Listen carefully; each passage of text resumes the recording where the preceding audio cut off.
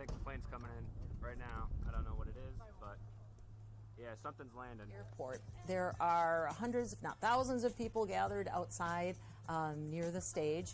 Our reporters on the scene say the line of vehicles to get in this morning was miles long heading into the event district.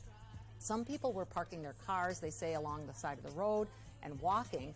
Eau Claire police saying it shut down Kane Road near the event site, and they asked drivers not to park their vehicles. Now let's head back to the airport where, there it is, Air Force Two is landing at the Chippewa Valley Regional Airport. Again, the Vice President taking off from Joint Base Andrews in Maryland this morning. We expect to see, we're not really sure if Tim Walz is on the plane with her, but again, we're expecting both of them for their second campaign blitz here, second stop in a campaign blitz heading around battleground states, which of course includes Wisconsin, Eau Claire, a very purple part of the state. We should mention too that in 2020, Biden did take the Biden-Harris ticket, did win Eau Claire County, but not the surrounding areas. Again, Eau Claire is expected to be a very vital part of this election in November, less than 3 months away now. We're going to take a look now. Let's just take a look at this scene at the airport, and I'll be back.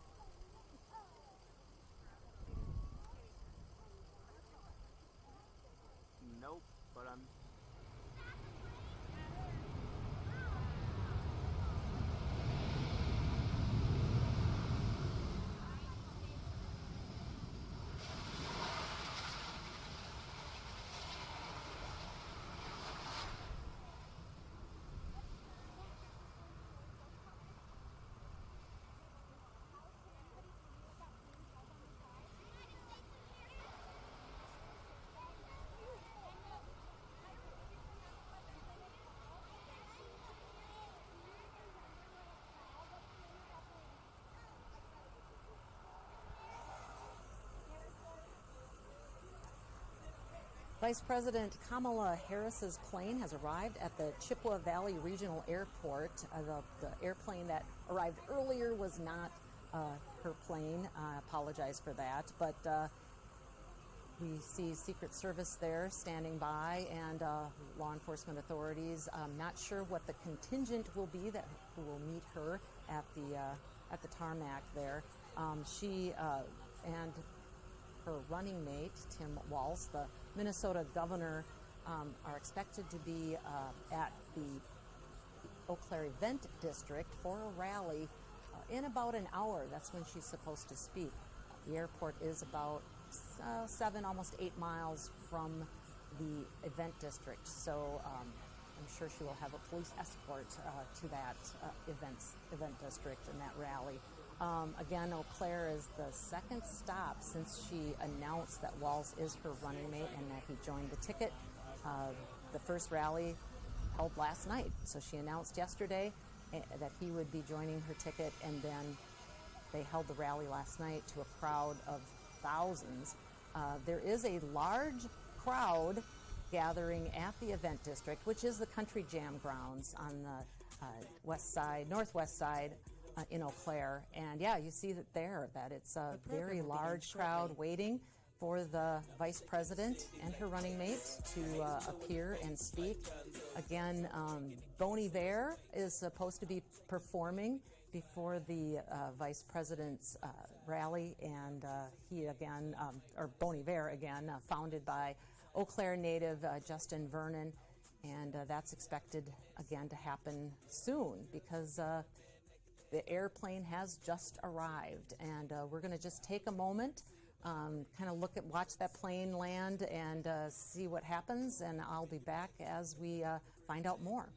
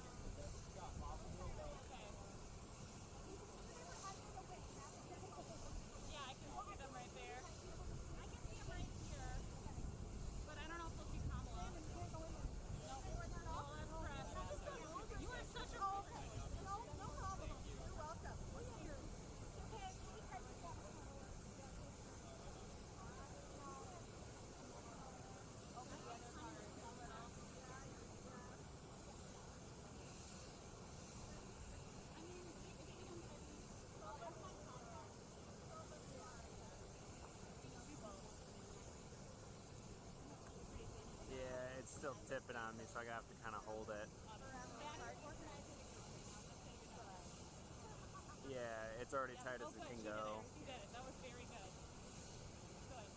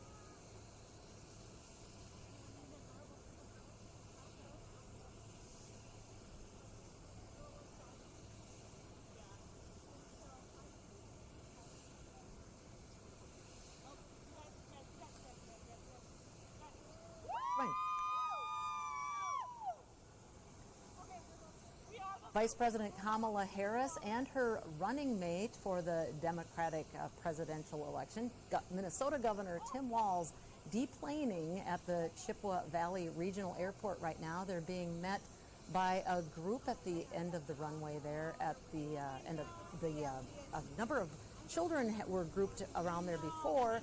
I think they're just meeting with, I believe, Emily Berge. That would be the Eau Claire City Council President. Eau Claire does not have a mayor, so the City Council President acts in that capacity. Again, Kamala Harris arriving in Eau Claire with Governor Tim Walz. We believe Tim Walz did not travel with her on Air Force Two. It looked like he was going up the stairs to meet her in the plane, and then arrived on the top at the top of the plane there. Again, they are going to go to a rally, and that is being held at the Eau Claire Event District, and that's the Country Jam grounds near Eau Claire, or in Eau Claire. It is about 8 miles away, so the people there at the event district will be seeing the Vice President shortly.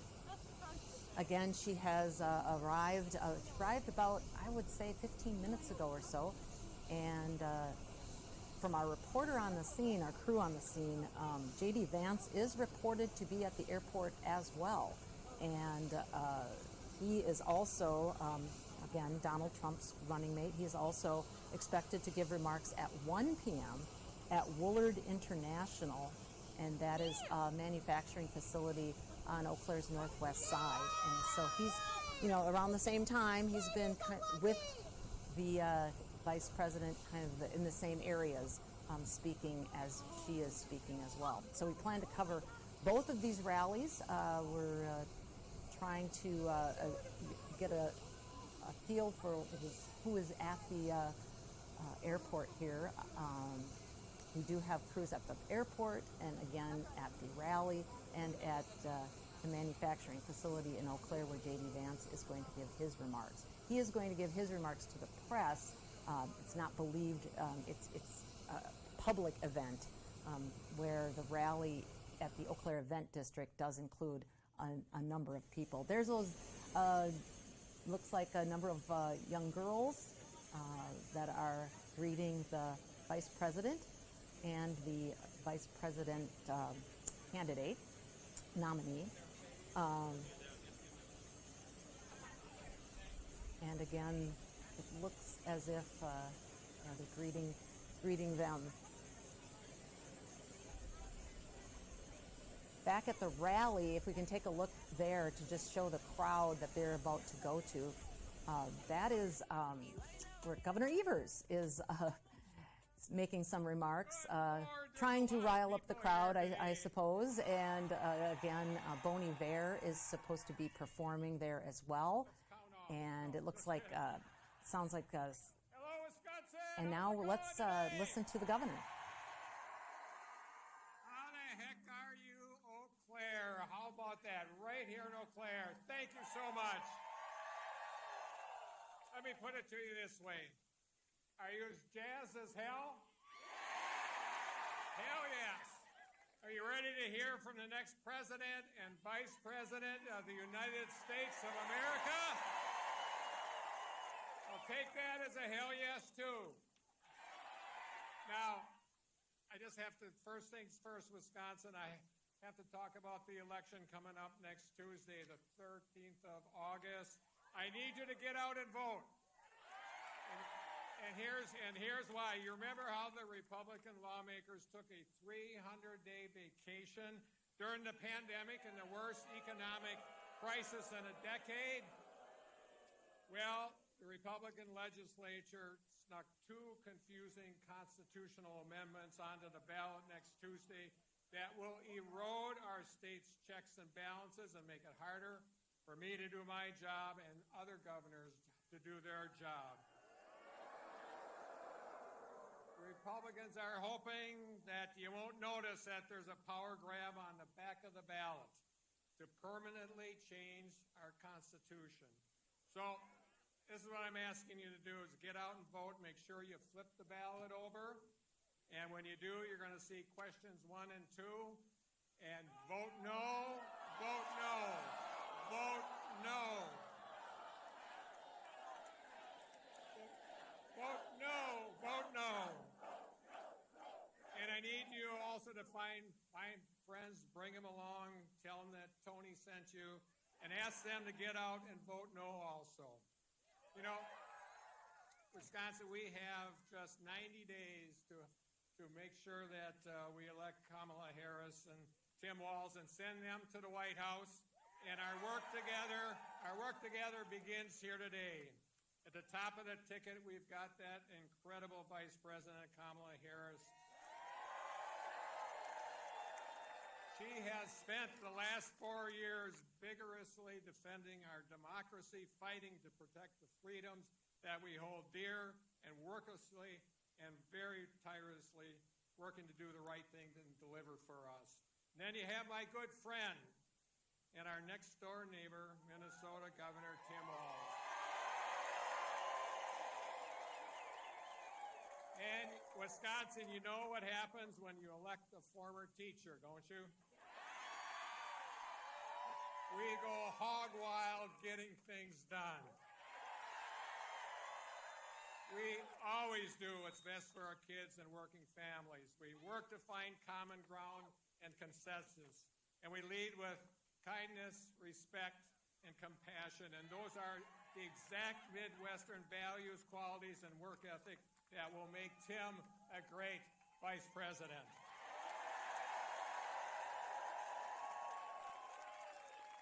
And folks, I'm so excited about this iconic duo. Kamala and Tim go together like custard and courage,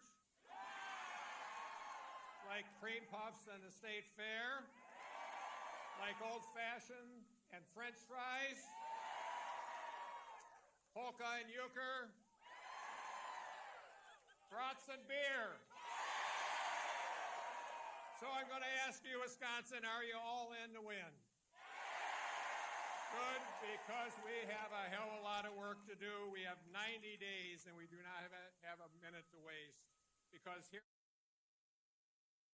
People, and I think it'd be good for you all if she actually ran a real campaign instead of one from a basement with a teleprompter. So have a good one, guys. See ya. What would you like to hear from her? I'd love her to answer some questions. I'd love her to just answer what she wants to do and also explain why every single position she has changed. She pretends to be a prosecutor, yet she pretends to be a tough-on-crime prosecutor, and yet here she is wanting to defund the police. She's the border czar, yet she's opened up the American southern border. This is a person who has to answer the questions from the media, and it's disgraceful that she runs for you guys. It's also insulting to the American people. But anyway, we're going to go do our event. I appreciate you guys being here. I wish she paid you some more attention. See ya.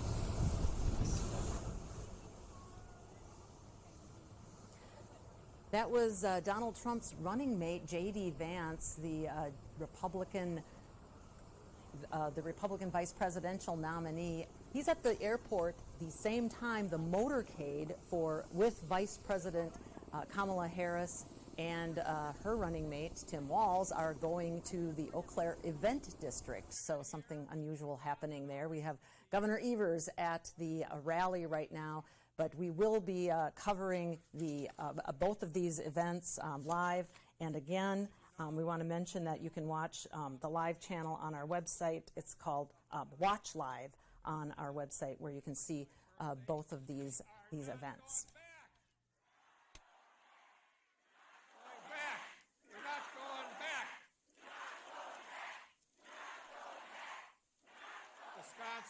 Wisconsin, this November, the people have the power, and we have the choice. We have the choice between those who want more for themselves and Kamala and Tim who want better for all of us. We have a choice between those who want to conquer by dividing and people who will build by unifying. We have a choice between those who want to turn back the past and people who want to go forward to a better future. Folks, we have 90 days, Wisconsin. Let's make them count. Let's get to work. Let's go win this damn thing. Let's win. Thank you.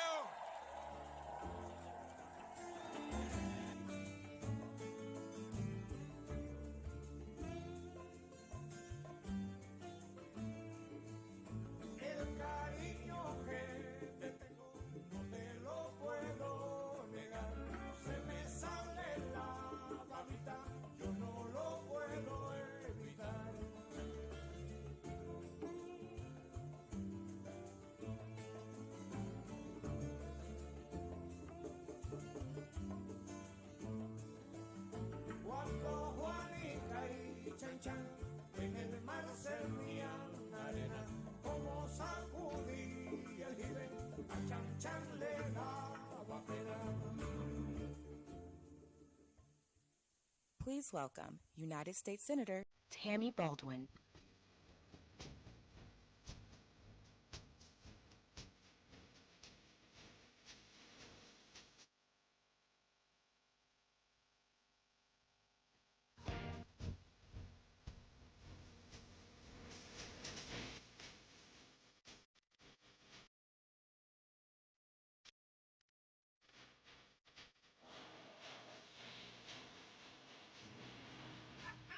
Hello, Wisconsin! I am so proud to be here today. Today, as we stand here, we mark a new beginning for our party and our country as we welcome our presidential nominee, Kamala Harris, back to our state. Now, as California Attorney General, Kamala Harris was the top prosecutor for the largest state in the nation, standing up for the rule of law and taking on perpetrators of all kinds, which is exactly the kind of experience that will come in handy at a moment like this. As a United States Senator, I was always riveted to watch her on the Judiciary Committee hold the powerful to account. And as Vice President, she fought fervently to restore reproductive freedom after the Supreme Court overturned Roe. I am so proud to support Kamala for President of the United States. And so I also want to recognize the next Vice President of the United States, Governor Tim Walz.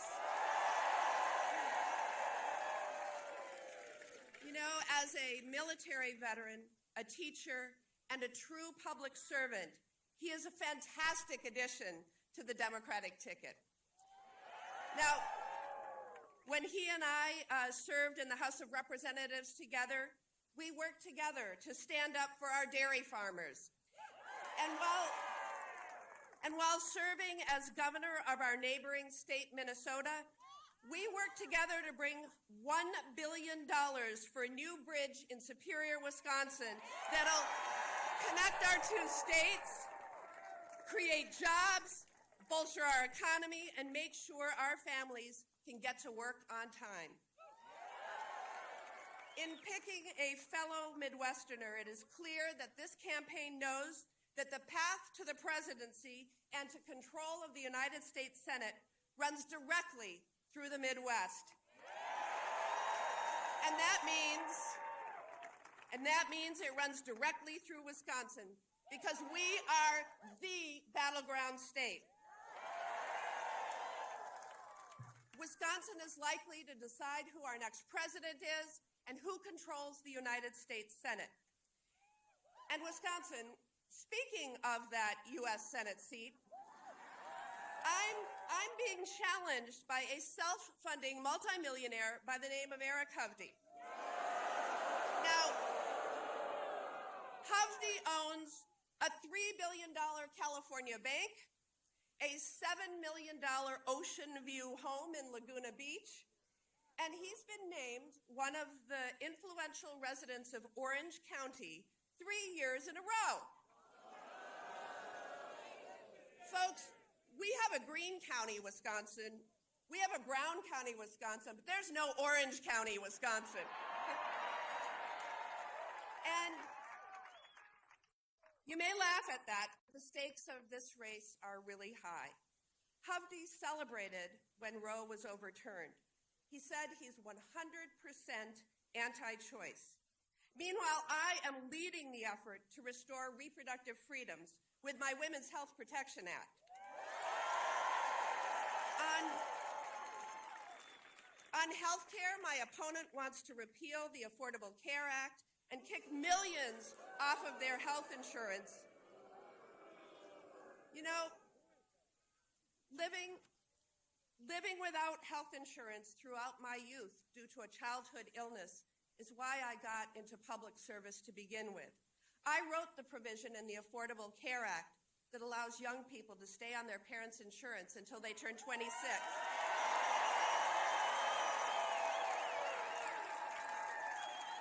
And I will never stop fighting until all Americans have the quality, affordable health care they need and deserve. On the economy, Eric Hovde wants to cut Social Security and Medicare while giving new tax breaks to the ultra-wealthy and well-connected like himself. As your senator, I will always fight to bring down costs for working families and make sure that multimillionaires like my opponent pay their fair share. Now, with Eric Hovde, it's more than just the issues. He's insulted just about everyone in our state. He's called farmers lazy. He said seniors in nursing homes shouldn't have the right to vote. He told kids of single moms that they're likely to be poor and on drugs. He even said that people who are struggling with their weight should pay more for their health insurance. Can you believe it? You know, it's clear that he has spent more time on his private beach in California than on a factory floor or a family farm here in Wisconsin.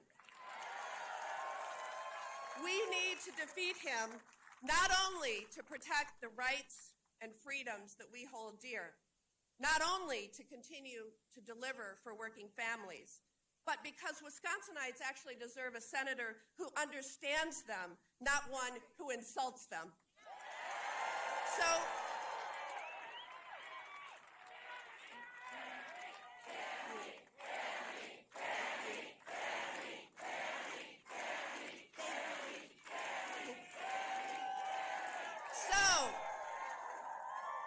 Wisconsin, in just 90 days, you will have that choice. You will decide between Kamala Harris and Donald Trump, and you will decide between me and my opponent. And the stakes of that choice could not be higher. So if you're with me in this fight, I ask you to join my team at TammyBaldwin.com or by texting Tammy to 24007. You are all so amazing. Know your power. When I see this crowd, I know that together we will fight, and together we will win. All right.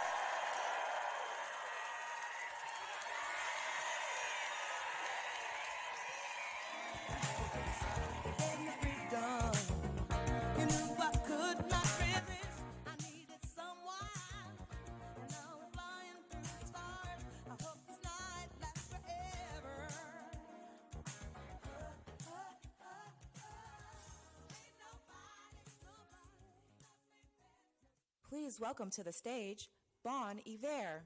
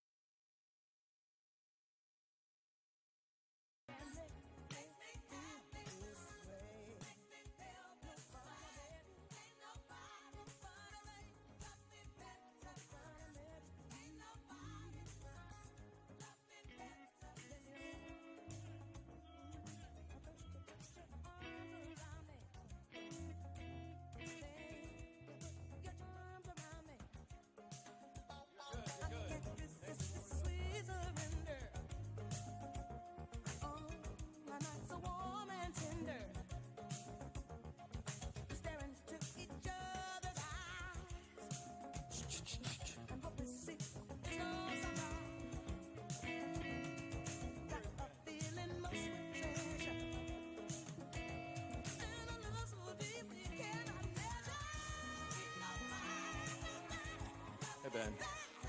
Let's get a little more guitar, please. Hey.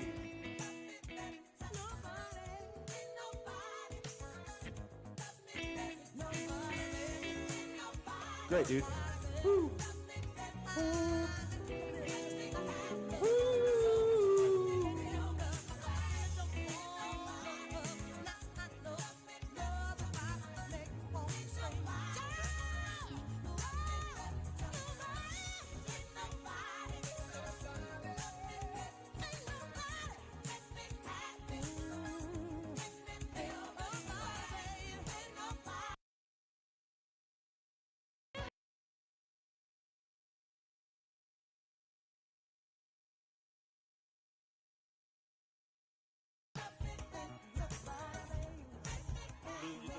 We're good. You're really loud. Yep.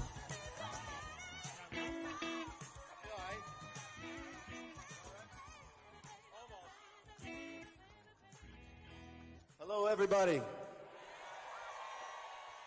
We love you. We all know why we're here.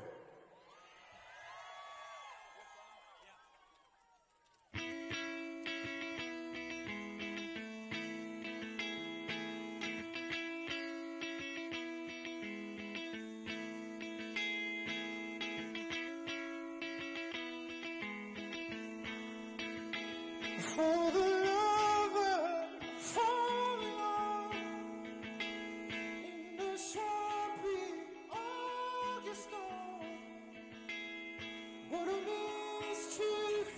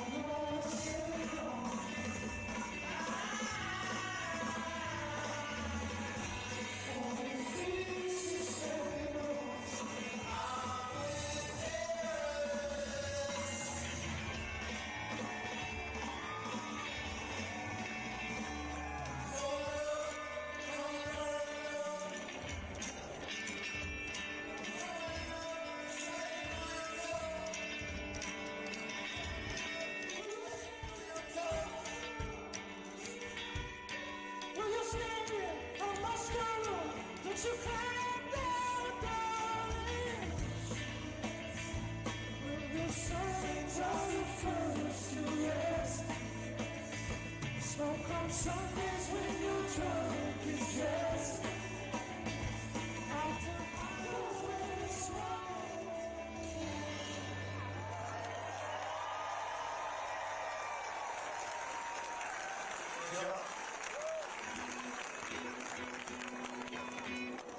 Appreciate y'all, thank you.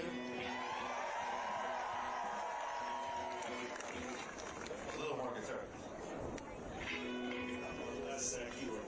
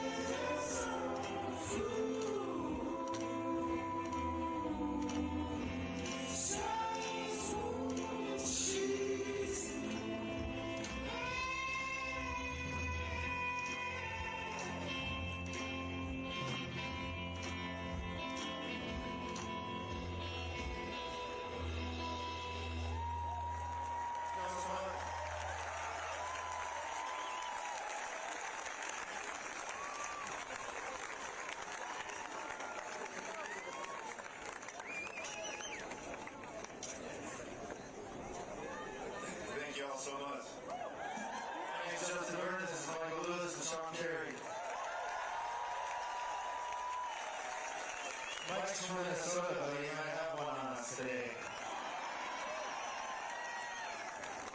This is a pretty good showing for Wisconsin, I'd say.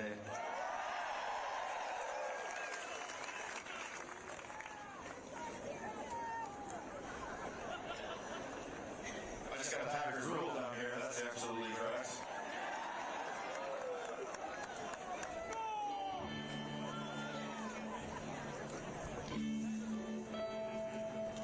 We're gonna close out here with a nice old patriotic song that's been rolling around my head these last months. And I love this melody. I love y'all. Appreciate you. And we're here for whatever reason. We all know what we're here for. So we're going to do our thing, make this music, make way for the people we need to hear from.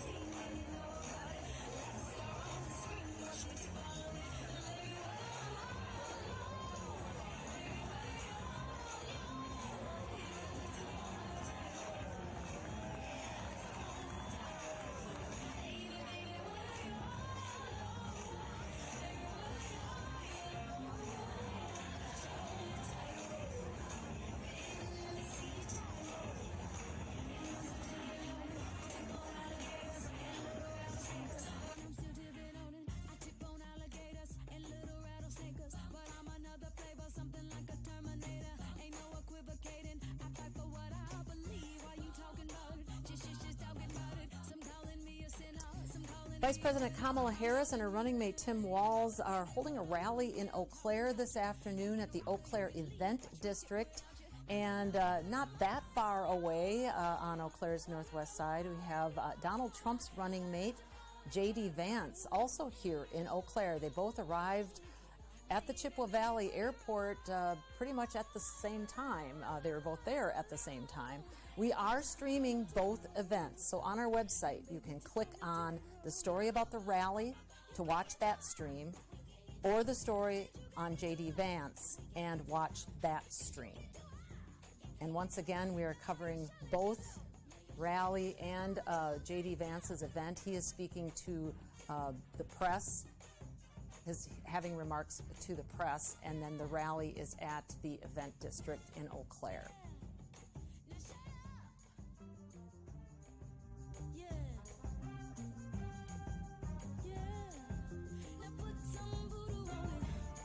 Ladies and gentlemen, the funkiest horn section in Metropolis.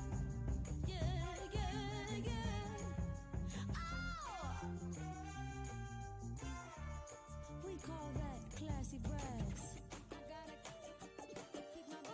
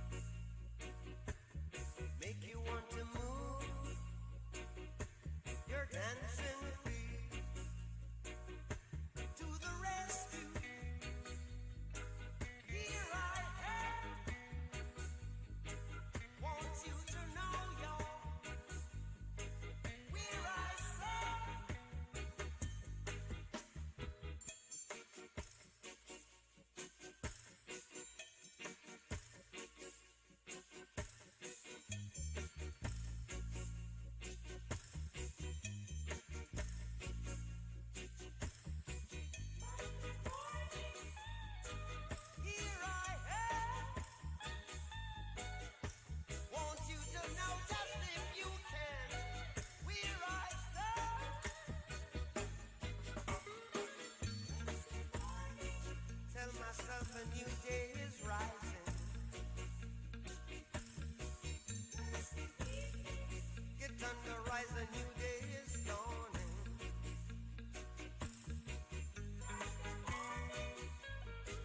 Here I am.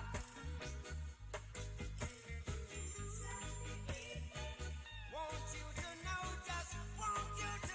just where I stand. When the morning gathers around, want you to know I'm a rainbow.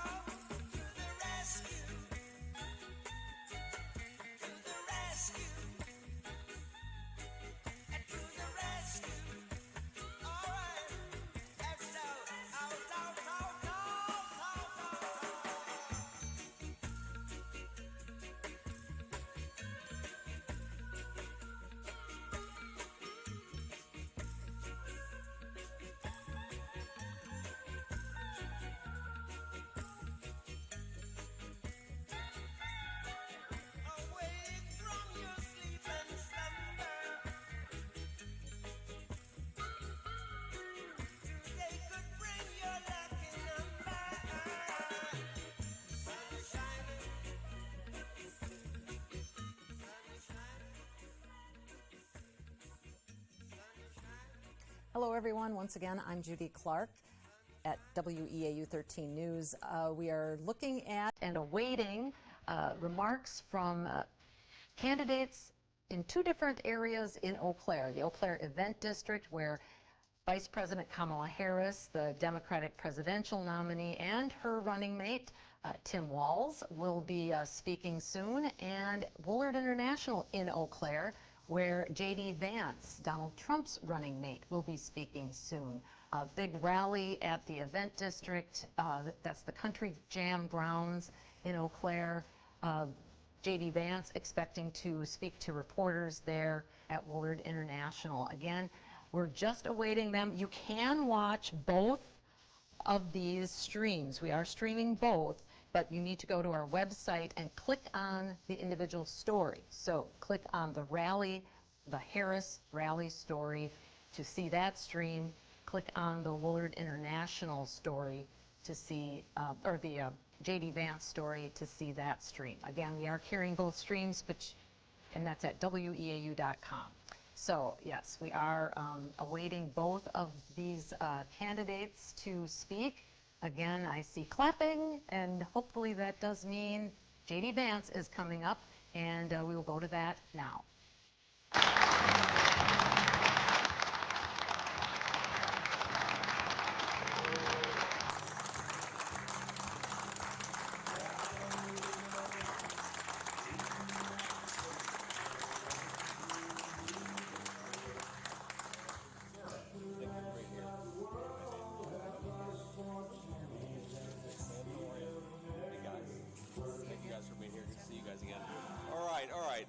Here we go.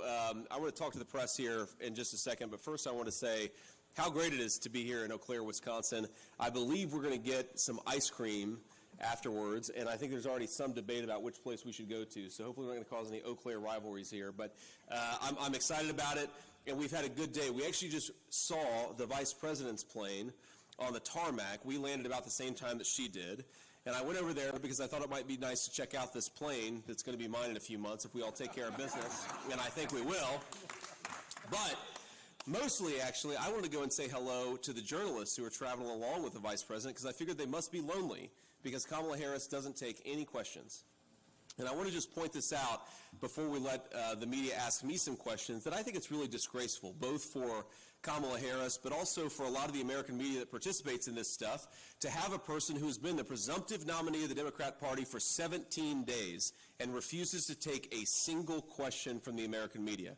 Now, it's well known, of course, that President Trump and I will go anywhere, we'll answer any question because we respect the American people enough to actually ask them for their vote rather than sit in front of a teleprompter, read scripted lines, and run away from every reporter and every actual citizen who's going to decide this election. I think it's a scandal, and I think the Vice President should be ashamed of herself. So hopefully our reporters out there in the audience will start doing their job a little bit and going and demanding that Kamala Harris actually answer to the American people. And what should she answer for?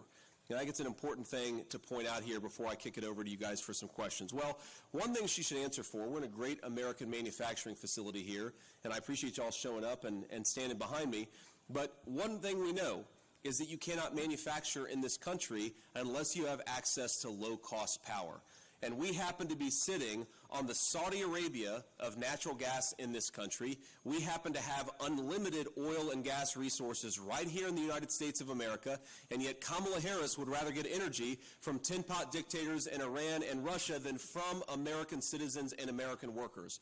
And not only is that driving up the cost of power for hardworking American families, it's also making it harder and harder to manufacture right here in the United States of America. And I'm one of these guys who believes that it's important that we make more things right here in the USA. We ought to make more of our own pharmaceuticals. We ought to make more of our own manufactured goods. We ought to make more of our own food. We have to be self-sufficient as a people, and if we're not self-sufficient, then it's going to allow the communist Chinese to run all over us, and that's exactly what they've been doing under the Harris administration. The other thing that Kamala Harris ought to answer for is this terrible crisis at the American southern border. She has been the border czar for 3.5 years, and Americans have suffered because of it. I know this community's been affected by it. I know I've seen the consequences of it personally, but the fentanyl that the Mexican drug cartels are bringing into our country, it is killing Americans by the bushels, and it is unnecessary. It is happening because of failed public policy. I talked to somebody just yesterday, actually, two kids, a 19-year-old boy and a 15-year-old girl, and their mom and dad had died of a fentanyl overdose just 5 years prior when they were 10 and 14 years old. These two kids were orphaned. And they're incredible kids. And I told them I was rooting for them.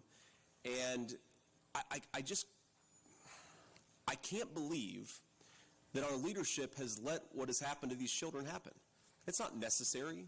There's no American that wants the Mexican drug cartels to take advantage of our country and make billions of dollars selling drugs into our communities, and these kids suffered because of it. You have a little girl who's bounced around 4 foster homes in just the past 4 years because of the poison that took her parents from her. And you ask yourselves, why are we doing this? Why are we letting this stuff come into our country? I know very personally the pain of addiction. Some of you saw my RNC remarks, but my mom struggled with addiction for pretty much my entire life. And she's been clean and sober for nearly 10 years now, and that's an incredible blessing for my family, an incredible blessing for my kids to be able to get to know their grandmother. But I really believe that if the poison that Kamala Harris is letting come across the border in 2024 was coming across the border 15 years ago or 12 years ago, I would have never got that second chance with my mom. And we would have never had the opportunity to see her build a wonderful relationship with her 3 grandchildren. And if this campaign of Donald Trump's and mine is about anything, it's about preserving the American dream, and the American dream is sometimes a thing of second chances. We want moms and dads to recover from addiction and get another chance with their kids. We want kids who come from a poor family to be able to stand here and run for Vice President of the United States because it's the greatest country in the world, and we are proud of it, and it provides incredible bounty and incredible opportunity to our people. We want kids who grew up in low-income families to be able to walk outside and walk down the street without being afraid of a violent crime, because violent crime has skyrocketed under the Harris administration. We want police officers to be able to do their job and maybe receive a thank you from their federal government, and not a federal government that makes their job more and more difficult. And in all these areas, we have a country that's going in the wrong direction thanks to Kamala Harris. And I think that it's important to say we could be doing so much better.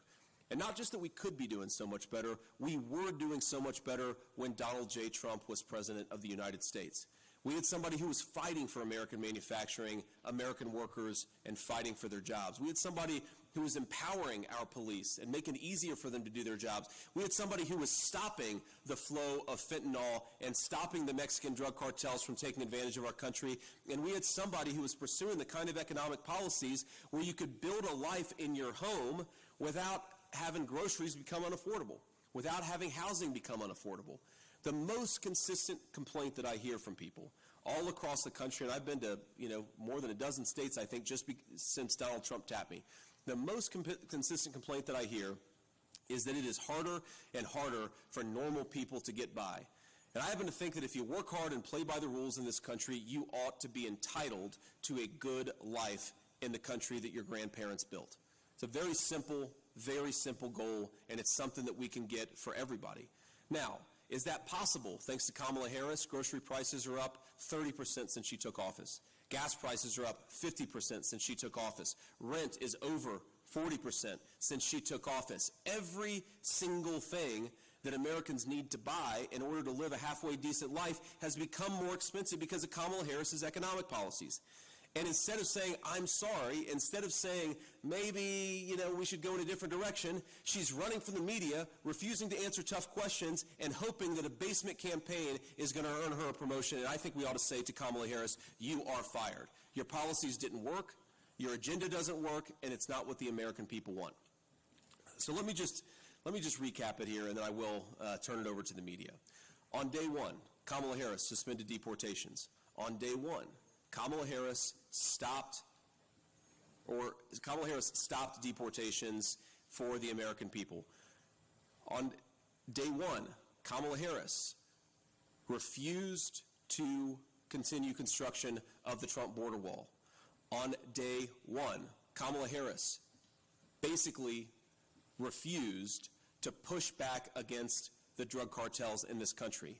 And on day one, Kamala Harris said that she was going to decriminalize illegal aliens, and she did all of those things. Now, the American people have suffered the consequences because of it. On day one, Kamala Harris became the border czar, and ever since then, we've had a wide open southern border. Now, it's not just what she's done on day one, it's what she's done ever since then. She cast the deciding vote for the so-called Inflation Reduction Act that sent a lot of our resources to China and sent interest rates through the roof.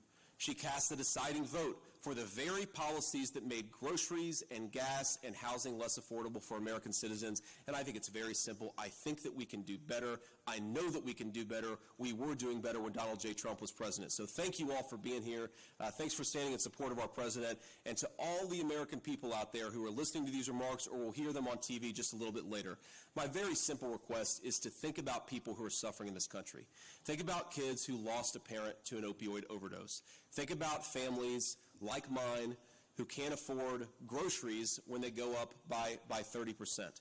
Think about families that are struggling because the mom and the dad can't get a good job because Kamala Harris would rather build the Chinese middle class than the American middle class.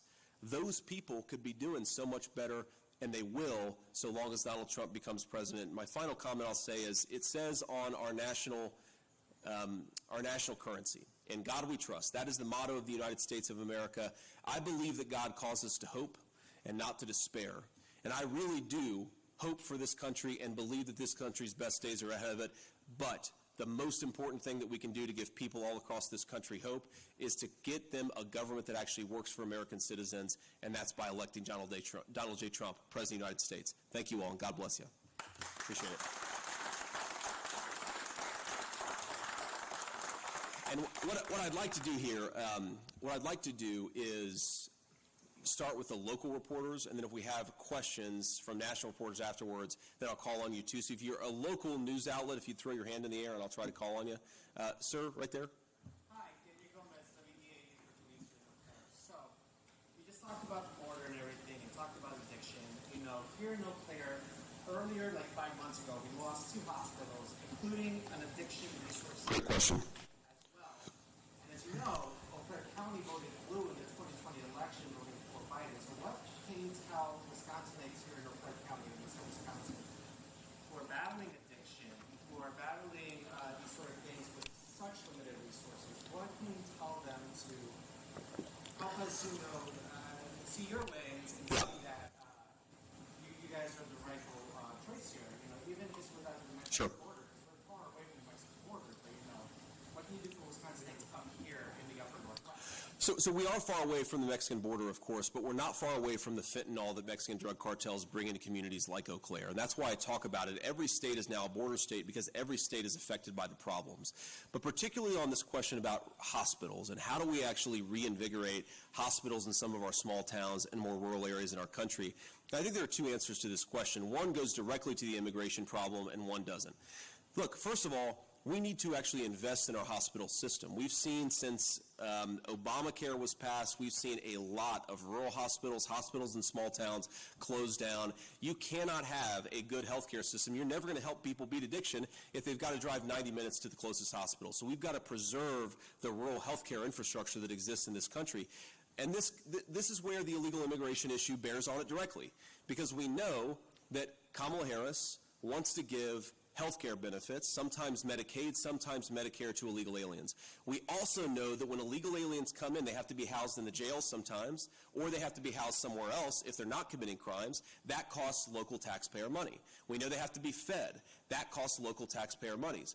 We know that they have to be provided shelter, right? That costs money. And you combine all those things, those are tax dollars that are not going to build out our rural hospital infrastructure and support our hospitals. They're going to people who shouldn't be here. Maybe they're good people, but they shouldn't be here, and we've got to put the interests of our citizens first. That starts with prioritizing things like hospitals, medical services, food and shelter, that stuff. I want us to be a generous country. And I know Donald Trump wants us to be a generous country, but that generosity starts with investing in American citizens and people who have the right to be here. Sir. I don't know if you saw, but there was a poll from Marquette University Sure. between former President Trump and Vice President Harris. There's an old saying in politics that what can swing undecided voters in a place like Wisconsin is whether you seem like somebody they would like to have a beer with. Why would people in Wisconsin want to have a beer with? Well, I guess they'd want to have a beer with me because I actually do like to drink beer, and I probably like to drink beer a little bit too much, but that's okay. I'm sure the media won't give me too much crap over that. But look, I mean, the reason I'm doing this, and the reason I think Donald Trump is doing this, and I think the media often slanders him, but I've never met a guy who likes normal people more than Donald Trump. I've never met a guy who, when he's got a big decision to make, he will solicit feedback from every single person all over the country. It's funny, when he was actually thinking about who was going to be his vice presidential running mate, I met with him actually the morning of the attempted assassination. I believe it was Saturday morning. And he said, you know, JD, everybody's asking me what I am going to do for VP, and I'm asking everybody. He said, in fact, this morning, I talked to the gardener at Mar-a-Lago. And I said, well, sir, what did the Mar-a-Lago gardener say, right? This bears directly on my life. I'm very curious here. And look, I'm very much the same way. I mean, I like the people of this country. I like people who work hard and play by the rules. I like people who just want to take their kids to a ball game or invest in their community or spend a little time watching TV and making the things that actually make this country work. They do it, and they do it right here in this factory, and the people behind me do it every single day. And I think that to lead this country, you should feel some gratitude for it, and you should feel some admiration for the people who actually make the country run. And I will say sometimes I hear Kamala Harris, and she talks about the history of this country, and she likes to put it down a little bit. I don't know that she actually admires the people who work in this factory. I hope that she does, but I don't really see that gratitude. I don't really hear that gratitude when she speaks. I certainly do, and I think that that's one of the reasons why I'd make a good vice president, is because I actually care about the people standing behind me, and I think they feel like I care for them, and I think they care for me too.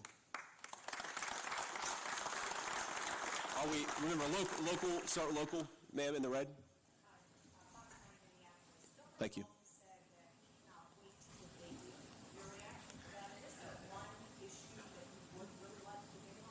Minneapolis here. We're trying to focus on Wisconsin, but I'm sure your reach, I guess, spreads across the border, so we'll answer the question. Look, I think I want to debate Governor Walz because, nothing to do with Governor Walz, but because the American people deserve to see the people who want to be their vice president stand before them and try to persuade them. And it's one of the things that's really frustrated me about Kamala's campaign, is that she seems totally uninterested in actually talking to American voters and persuading them. If there's a single issue around which I think Governor Walz has to answer when it comes to his record, this is a guy who says that he stands for public safety, but actively encouraged the rioters who burned down Minneapolis. And I think that if you want to say you stand for public safety, you cannot look the American people in the eye and say, well, I welcome the people who caused $13 billion of damage to Minneapolis because I encouraged them to burn my city to the ground, rather than exercise some basic self-control and rather encourage law enforcement to do what they can do and keep us all safe. I'm scandalized by this guy pretending that he stands for working people. Working people need to live in communities with public safety. Working people need to be able to build a business and know that some hoodlum isn't going to come along and burn it to the ground because of a political issue. Working people need the police to be supported in their communities, and Governor Walz has been a total failure on all those things. Great, thank you. Do you believe elections in Wisconsin are conducted fairly and securely? Obviously, your running mate has some issues with that in the last election. Well, one of the things that Wisconsin did very poorly in the 2020 election is that it actually allowed a lot of big tech billionaires to spend a lot of money, I think, putting influence on local boards of election. And as I understand it, Wisconsin has actually stopped that, and kudos to Wisconsin for stopping that, because that's ridiculous. You cannot have private billionaires who own social media companies buying up public boards of elections, influencing public boards of elections, and again, as I understand it, that stopped. So I see a lot of reason to be optimistic about the election in Wisconsin. Of course, President Trump and I want there to be a free and fair election because we want every legal vote to count. That's the hallmark of America's constitutional republic, is that everybody's vote has to count, but for everybody's vote to count, everything has to be safe and secure. I feel a lot of confidence about Wisconsin, but certainly as a campaign, we're going to continue to monitor things. We're going to continue to make sure that people are doing things the right way, and I think the voters of Wisconsin should have some confidence that the Trump campaign is on top of this stuff and focused on this stuff, and we think we're going to have a great election in Wisconsin, and I think we're going to win. Sir. As you know, Kamala Harris Yeah.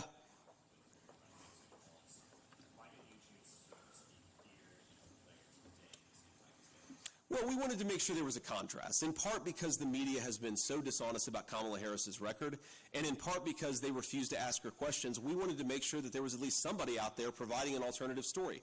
We have to remember, President Trump delivered a closed border and rising wages. What has Kamala Harris delivered? A promise to defund the police, a promise to ban fracking and offshore drilling, a promise to destroy the American energy sector, a promise to increase the prices of the goods that the American people rely on. She has not been a good vice president for the American people, and I don't think she deserves a promotion. I think she deserves to be fired, and that's what we're here talking to people about, because the media needs to tell the other side of the story, and unfortunately, I think unless you have somebody here, they're not going to do that. Ma'am? We've heard a lot from Democrats using the word weird on news, calling former President Trump weird. What do you make of that weird argument? I think that the weird argument honestly came from a bunch of 24-year-old social media interns who were bullied in school, and they decided they're going to project that onto the entire Trump campaign. And the reason it doesn't make sense is because you ask who's weird, right? I think it's pretty weird to be the border czar and to open up the border and allow fentanyl to come into your community. I think it's pretty weird to try to take children away from their parents if the parents don't want to consent to sex changes. That's something that Tim Walz did. I think it's pretty weird to want to defund the police. I think it's pretty weird to pretend that you're a tough-on-crime prosecutor, even though you pursued the policies that made San Francisco such a disaster when it comes to crime and public safety. So if they want to call me weird, look, I've got my wife here. I've got 3 beautiful kids at home. I'm a normal guy who wants to live the American dream and wants all of you and your kids to be able to live the American dream. That's why I'm in it. If those people want to call me weird, I think it's a badge of honor. Ma'am.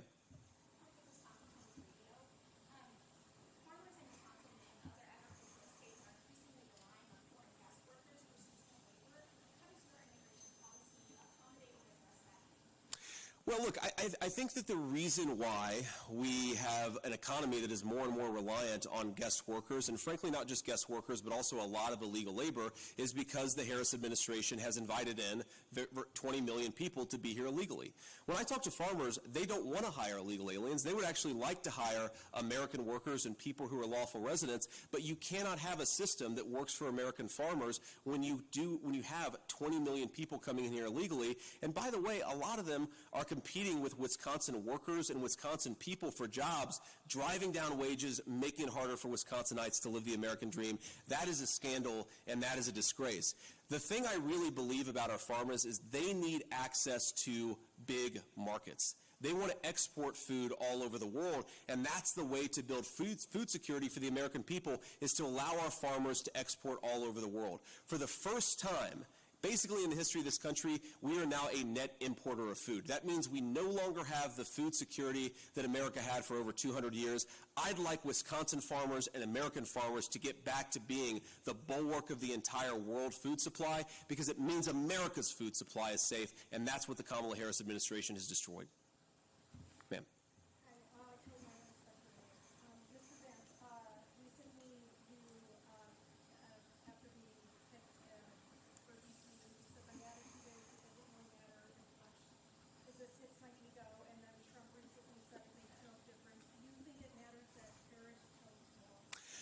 I think it matters about what it says about her, right? And I think that when President Trump selected me, what he was saying is, I want somebody who's going to fight for workers. I want somebody who's going to push back against the Chinese efforts to build the American middle class on the tops of the, who's going to push back against the Chinese effort to build the Chinese middle class on the back of the American middle class. And I want somebody who's going to push back against this crazy border policy of Kamala Harris. What does Kamala Harris's selection of Tim Walz say about her? Well, I think it says, 1, she's leaning into the defund the police radicalism of the last few years.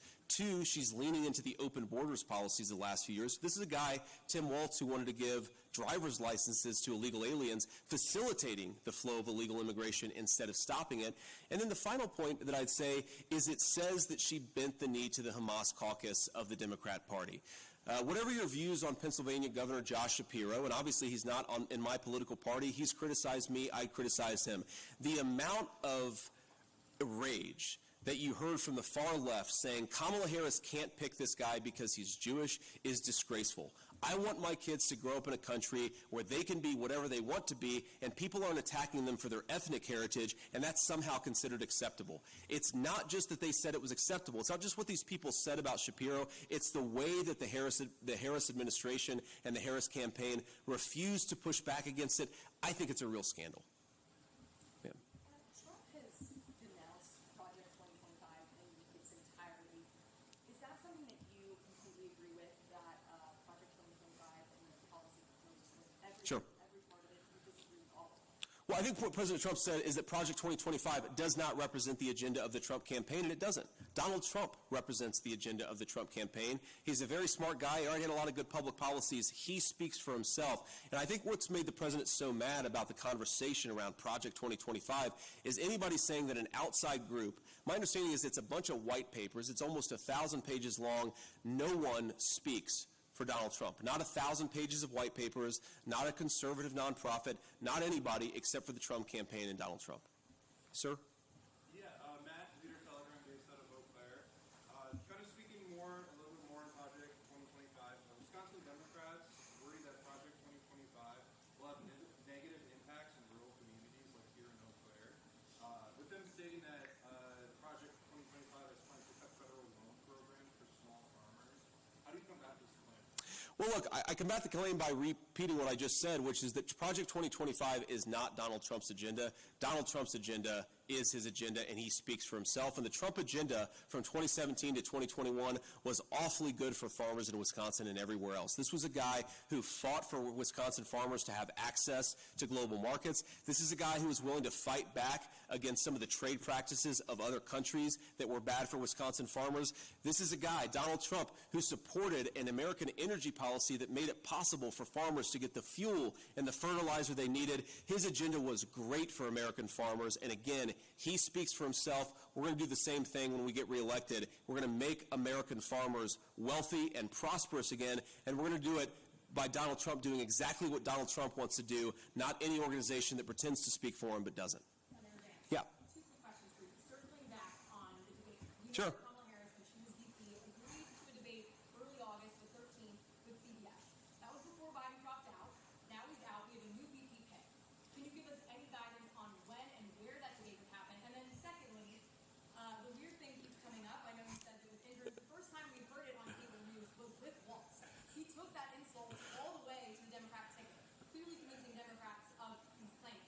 What are you going to do to combat the independent voters and prevent them from saying that you're weird? Yeah, so August 13th, what is the date today? August 7th? Okay, so here's my offer to Kamala Harris. If she'd like to do a debate with me on August 13th, I'll do it, right? We should do that, right?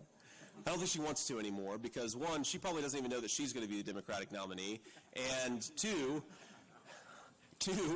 we don't know who the vice presidential nominee is going to be either. He's got a lot of skeletons that are coming out of the closet today, and we'll see if the Democrats pull a bait and switch on Tim Walz or on Kamala Harris, just like they did with Joe Biden. But look, if Kamala Harris wants to honor her commitment and debate on August 13th, let's do it. I'm all game. Now, the second thing I'll say is, look, what Democrats use to attack Republicans, they're going to attack us on something. They're going to criticize us on something. I think that what makes Donald Trump and I good candidates and a good team is that we're normal guys who want to make this country great again. And we want Americans to be able to live the American dream.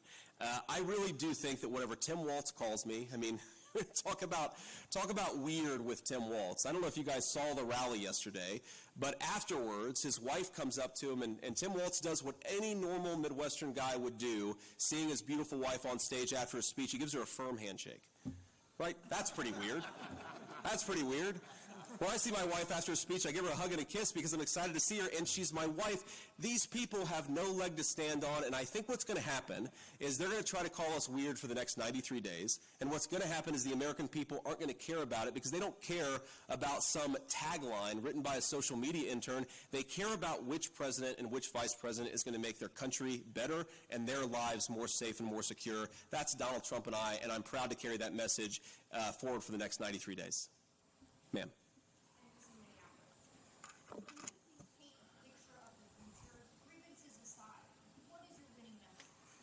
Oh, I think it's a great future. I mean, our picture for the future, President Trump and I's vision for the future is that if you work hard and play by the rules, whether you went to college, whether you went to law school, or whether you just graduated from high school, you can go and work in a job that's proud, that's meaningful, that pays you a good wage, and allows you to start a family. It's about housing prices that are low enough that whatever your background, again, so long as you're working hard, you're able to buy a nice home to raise your family in. It's about going to the grocery store and being able to afford a nice steak and not having to cut back because Kamala Harris has driven the price of groceries through the roof. And it's about whether you're poor or rich or in the middle, being able to send your kids off to the playground without being worried that they're going to be harmed or they're going to come across a drug that's going to take their life. I think it's a basic and very simple vision of the American dream that you work hard and you play by the rules, you get a good home, you get a nice house, you get a secure family, and you get a good job, and that's all we really want. It's crazy to say, a lot of Americans feel like that's slipping away. And it's a very, very heartbreaking thing. I know certainly in the hometown that I grew up in, a lot of Americans felt like that was slipping away because, look, we pursued policies that destroyed thousands of good manufacturing jobs. That's just in my hometown. Millions of good manufacturing jobs all across our country. The Kamala Harris economy is that you have to go to the college she says you have to go to and incur hundreds of thousands of dollars worth of debt to be able to support a family in this country. I think that's a disgrace, and President Trump and I want something better for the American people. Any more locals? You already asked one, ma'am. Ma'am. Oh, it's okay. Any more locals? Sir in the back? Yeah.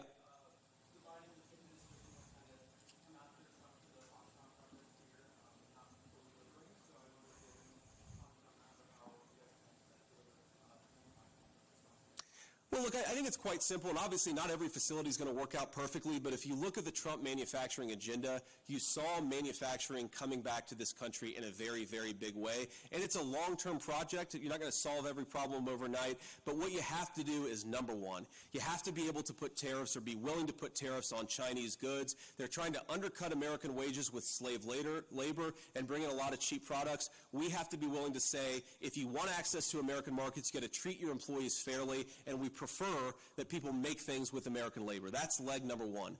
Leg number two is you've got to have an energy and a regulatory policy that allows people to make things in this country at a reasonable price. This is the biggest problem with Kamala Harris's policies is energy is too expensive. Oil is too expensive. Everything is too expensive, which makes it hard to manufacture and build things in the United States of America. The Donald Trump agenda is drill, baby, drill. Get this stuff out of the ground with American workers, get it out of American territory, and drive down the cost of manufacturing so we can make more things in this country and stamp more products made in the USA. I'll do one more question here. Any more locals? Sir, thank you.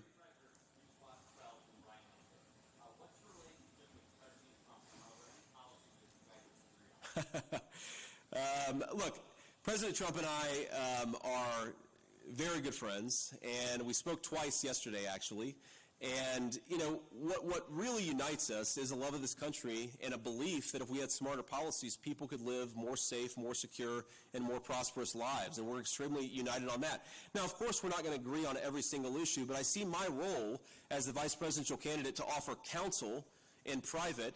But fundamentally, as the VP nominee, he won the nomination and I didn't, and my goal is to support his agenda and get him elected next President of the United States, because I believe that if we do, whether I was on this ticket or not, I believe fundamentally that the people I care about, the people who built this country, their lives are going to be better if Donald Trump is our next president, and their lives are going to be worse if Kamala Harris is our next president. That vision unites me and President Trump. And yeah, he's got a great sense of humor, and yeah, we tell a lot of jokes with each other, but fundamentally we're united on taking this country back and making sure people are able to live good lives in this wonderful country that all of us love.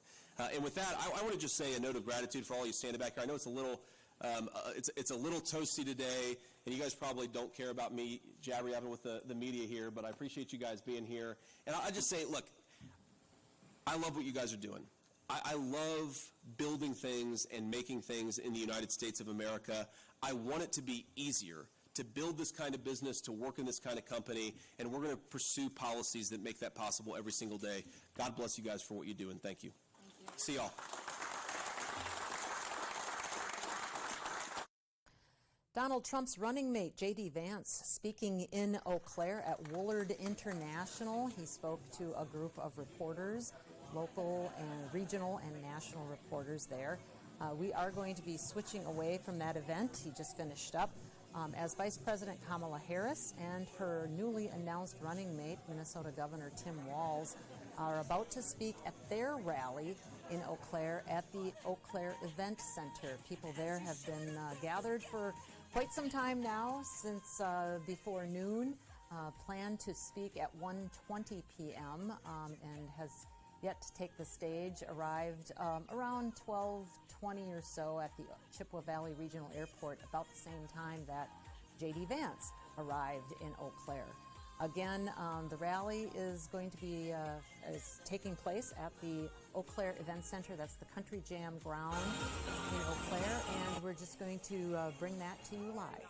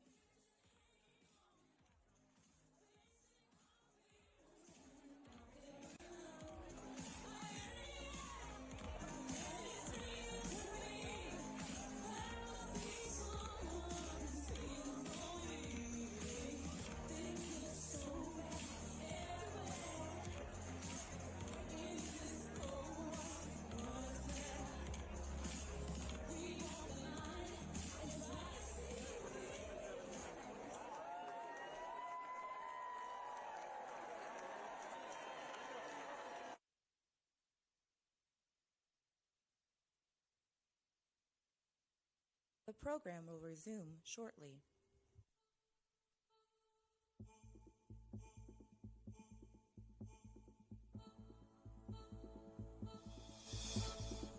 There ain't no reason you and me should be alone tonight, yeah, baby. Tonight, yeah, baby. I got a reason that you who should take me home tonight. I need a man that thinks it's right when it's so wrong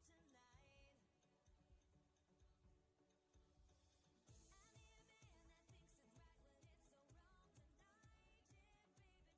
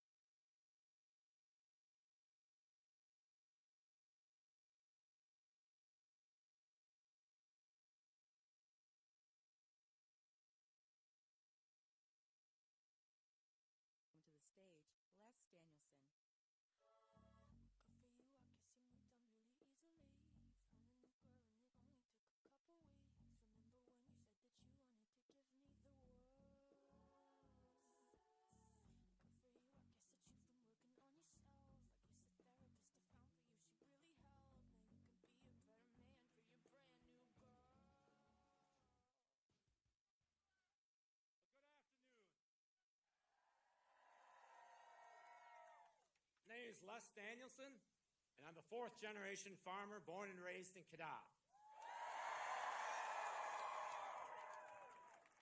I've been farming right here in the Chippewa Valley my entire life. In 1884, my great-grandfather, Dan Danielson, moved to the Chippewa Valley and homesteaded our original farm. My grandfather, William, continued on with the family farm, followed by my father, Wayne. Today, my 2 brothers and I all farm in the same area in Cadott, just over 20 minutes from here.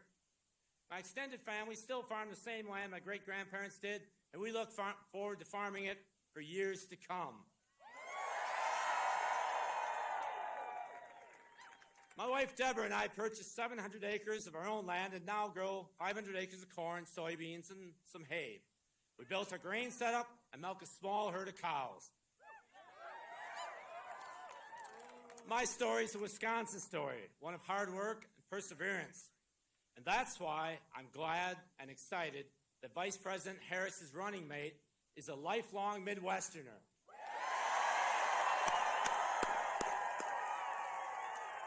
Just like me, who will always fight for working families and understands rural America. Stand on this stage today as we welcome the next president and vice president to stand on the United States to the Chippewa Valley.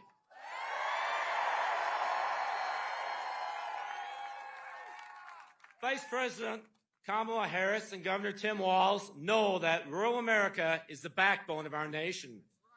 It's family farms like mine that feed our country, and it's small businesses in towns like Cadott that keep our economy strong.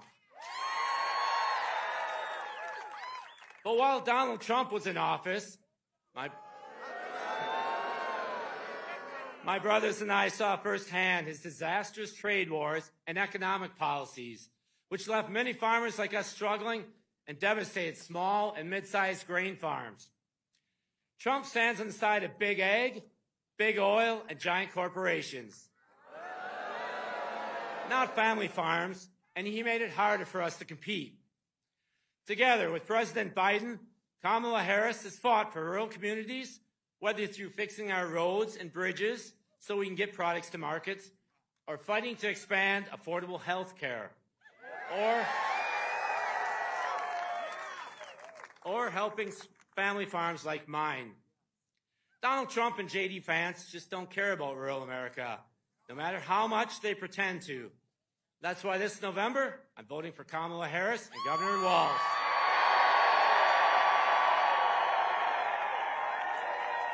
And now it's my honor to introduce our future Vice President, Governor Tim Walz.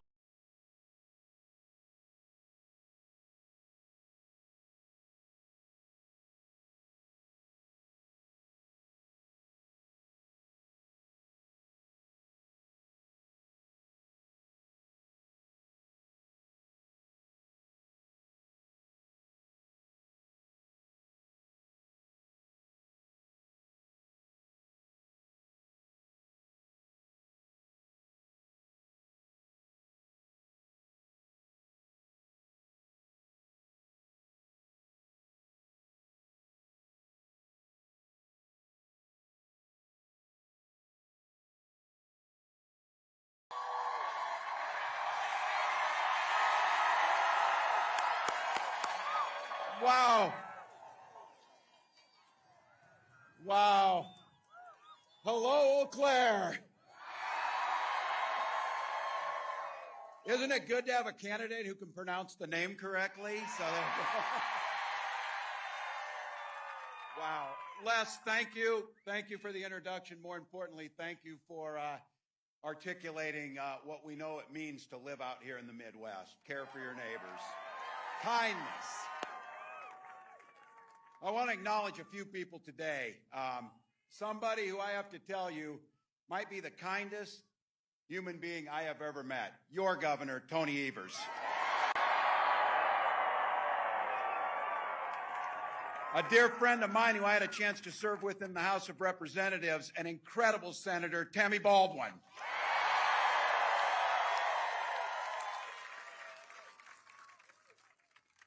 The people's lawyer, your Attorney General, Josh Kaul. And someone who knows education's the foundation of everything, State Superintendent Jill Underly.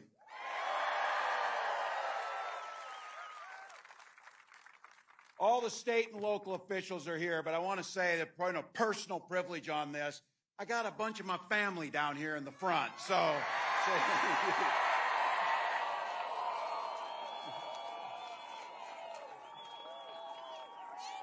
a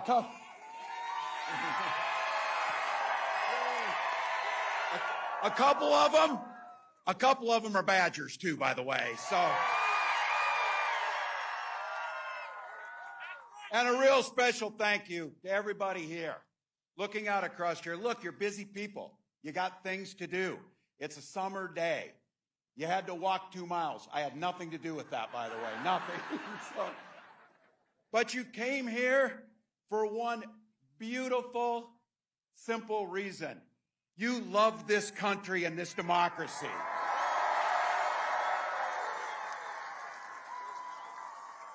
I couldn't be prouder to be on this ticket to help make Kamala Harris the next president of the United States.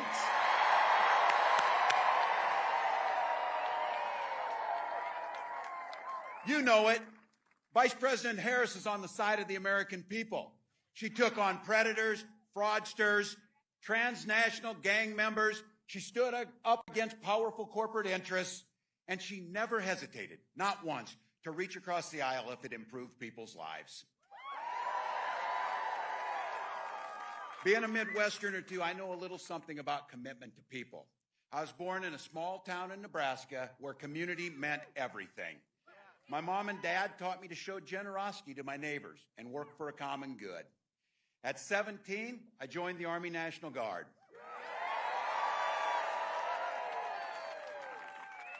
For 24 years, I proudly wore the uniform of this nation.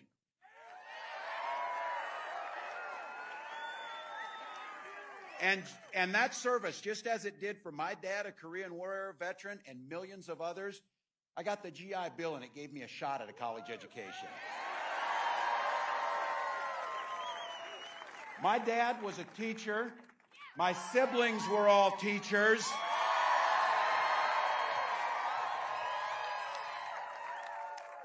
And 3 of them married teachers.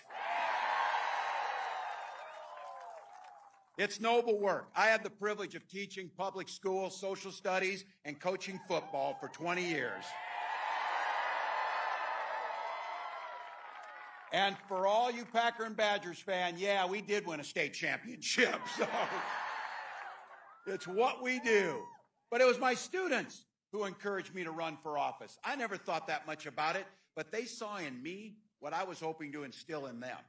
This idea of a commitment to a better world, a common good, a belief that one single person can actually make a difference.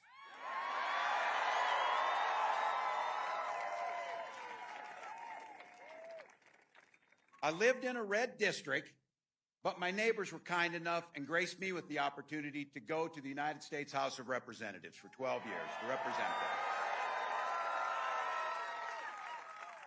I learned how to compromise without compromising my values. And as governor of the great state of Minnesota, I brought all that experience. Okay. Are there Minnesotans in the house today?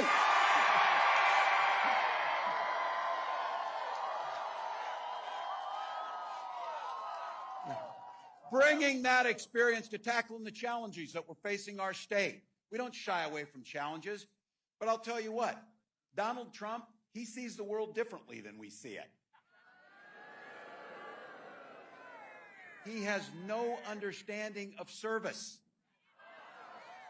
because he's too busy servicing himself. Again and again and again. Again and again and again.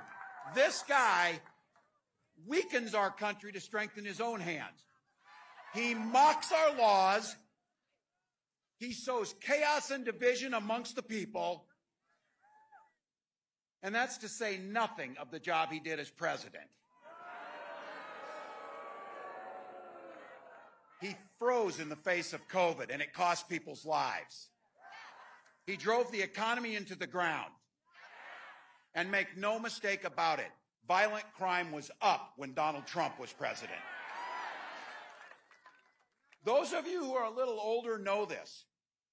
Older Republicans used to talk about freedom. These guys today, it turns out that freedom to them means government should be free to invade your exam room with your doctor. Now look, we're pretty neighborly with Wisconsin. We get our friendly battles, but in Minnesota, just like in Wisconsin, we respect our neighbors and the personal choices they make. Even if we wouldn't make the same choices for ourselves, because we know there's a golden rule. Mind your own damn business. Mind your own damn business. I don't need you telling me about our health care. I don't need you telling us who we love. And I sure the hell don't need you telling us what books we're going to read.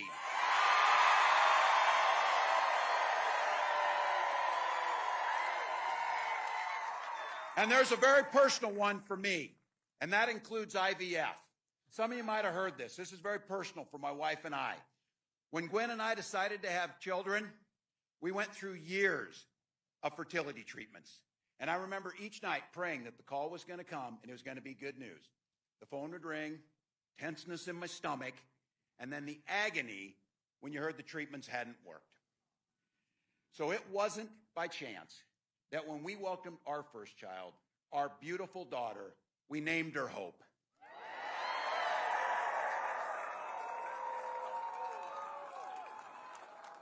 When Vice President Harris and I and everyone here talks about freedom, we mean the freedom to make your own health care decisions.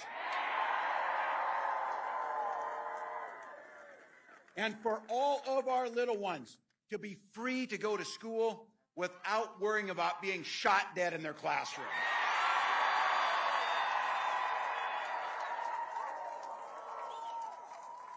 And just like Wisconsin, over in Minnesota, we believe in the Second Amendment, but we also believe in common sense gun violence laws.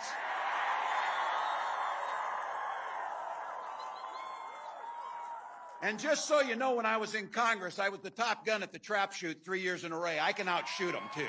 I can outshoot these guys. Look, freedom is when freedom. Oh, can we get somebody to help? Somebody's hot. Somebody's hot. Can we get somebody to help? You okay? Drink some water, folks. It is hot out. Get somebody else.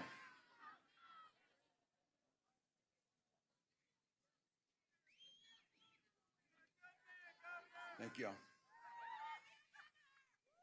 We get water? They're so weird. They're so weird. You okay? Yeah.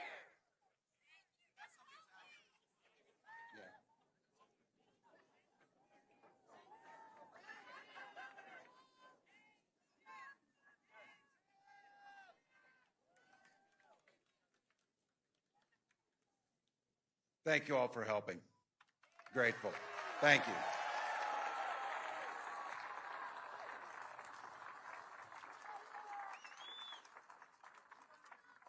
Thank you all. Take care of one another on this. This is why we gather. Look, it's hot. It is hot. I'll come again. They've got folks here. We'll make sure we're okay. But I have to tell you all again, in all seriousness, to come and gather like this, to talk about our freedoms, the ability to talk about what could be good. And I have to say, this idea of caring for our neighbor and kindness and a hand up when somebody needs it, or just the sense of that people go through things and to be able to be there when they need it, that's who we are. It's not about mocking. It's not name callings. And you see it amongst them.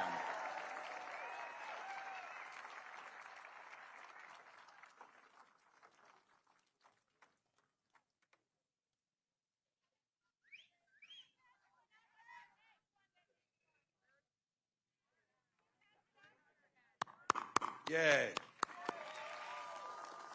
Thank you all.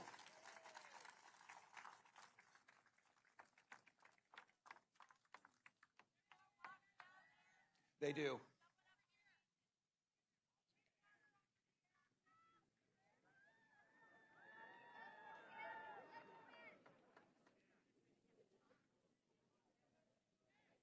Thank you all. We're okay. We have someone down. They're treating him. They're getting him some water, and it's good. He's going to get up. You guys need some water, too? We'll ask them. Teddy, can you see if they have some more water? That'd be great. Take care of your neighbors.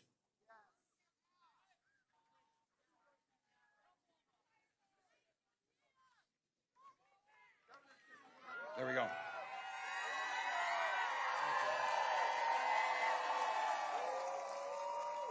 There we go. All right. All right, folks. Hey, they're getting him taken care of. We'll stay. I don't want to be too lighthearted. I thought about doing the Minnesota Rouser, but I thought that might be too much over here on you. Look, we'll get them taken care of.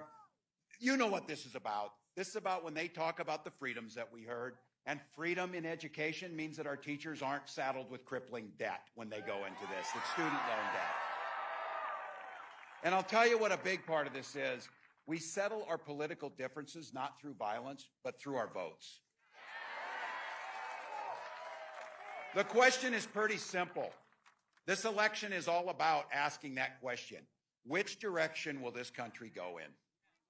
Donald Trump knows the direction he wants to take us. He wants to take it back. He wants to do the things that you saw, but be very clear. Don't believe him when he plays dumb. He knows exactly what he's talking about.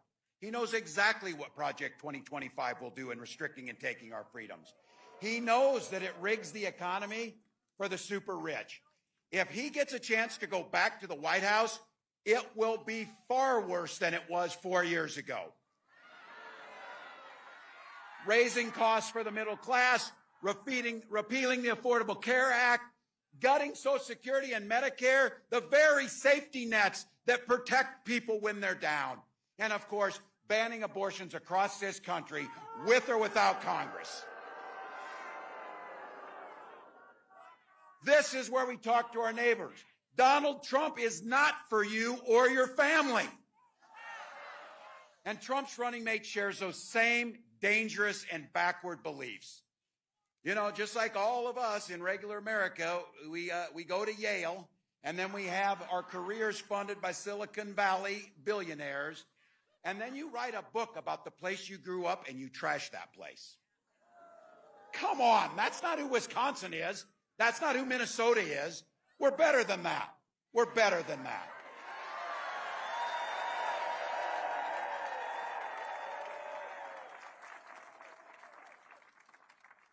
One of the best parts of this job is going to be, I can't wait till the debate. So,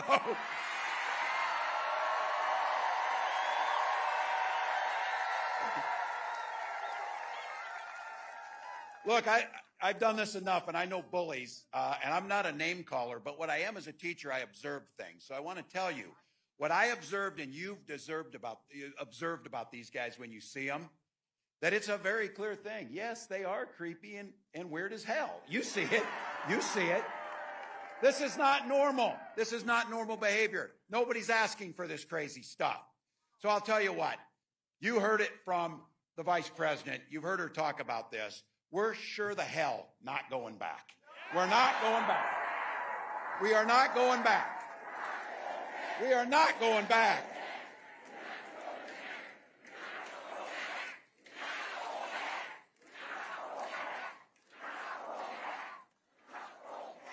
We damn sure aren't, but it's even more than that. This is a campaign about where we're going, and that's a future where everyone matters and everyone's included. Kamala Harris, she believes in the freedom to make your own choices.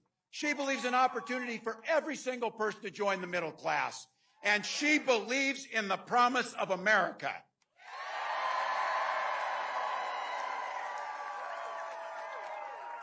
Thank you, Madam Vice President, for the trust that you've placed in me. Wisconsin, please help me in giving a warm Midwest welcome to the next President of the United States, Kamala Harris.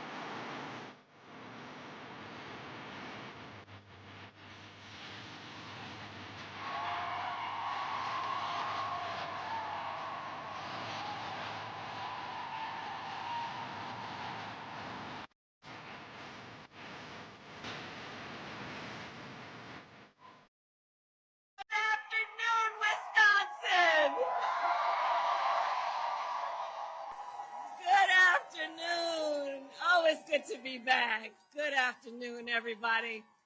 Can we hear it for Tim Walz?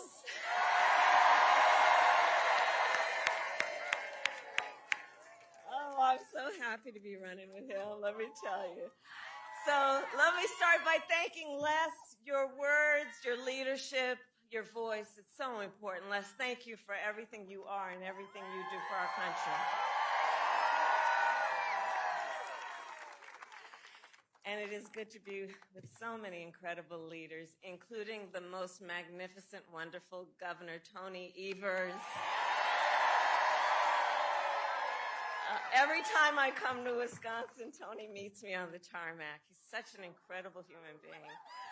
I want to thank Secretary of State Sarah Godlewski, Chair of the Wisconsin Democratic Party Ben Wickler, and my dear, dear friend, Senator Tammy Baldwin.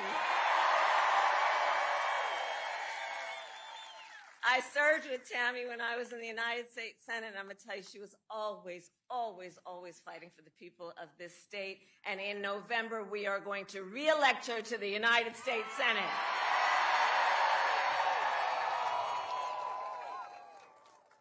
And please give it up one more time for Wisconsin's own Bon Iver. It's a good afternoon. It's a good afternoon. And let me say, I also want to bring greetings from our incredible President, Joe Biden. He loves Wisconsin. He loves Wisconsin. And I know we are all deeply grateful for his lifetime of service to our nation and for all he continues to do. That's right.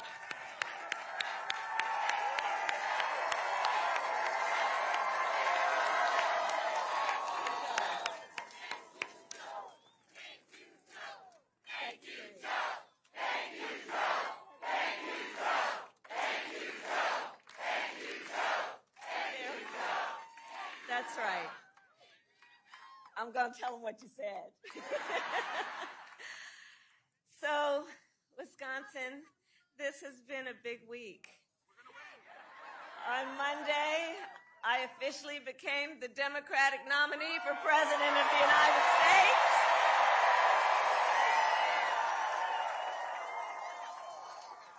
And yesterday, I announced my running mate in this campaign, Governor Tim Walz.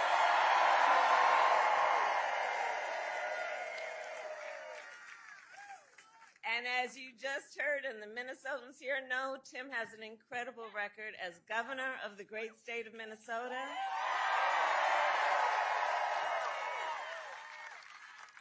And to those who know him best, Tim is more than a governor. To his wife, Gwen, he is a husband. To his kids, Hope and Gus, he is dad. To his fellow veterans, he is Sergeant Major Walz. To the people of southern Minnesota for 12 years, he was a congressman. To his former high school students, he was Mr. Walz.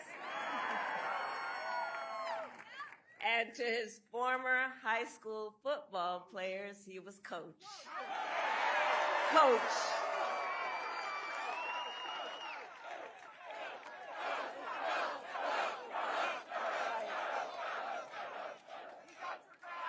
And in 90 days, the nation will know Coach Walz by a new title, Vice President of the United States of America.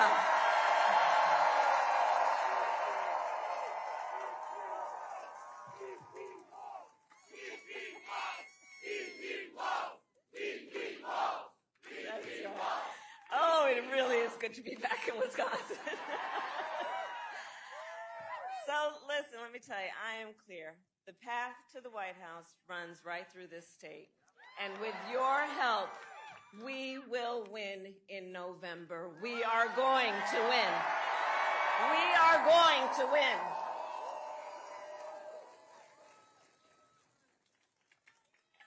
And I've been here many times, as you all know, recently and even before. And many of you know then, before I was elected vice president, before I was elected United States Senator, I was an elected Attorney General, and before that, an elected District Attorney. And before that, I was a courtroom prosecutor. So in those roles, I took on perpetrators of all kinds. Predators who abused women, fraudsters who ripped off consumers, scammers who broke the rules for personal gain. So hear me when I say, I know Donald Trump's tight. I know it's tight. In fact, I've been dealing with people like him my whole career. For example, as Attorney General of California, well, hold on, you know what? The courts are going to handle that part of it. What we're going to do is beat him in November.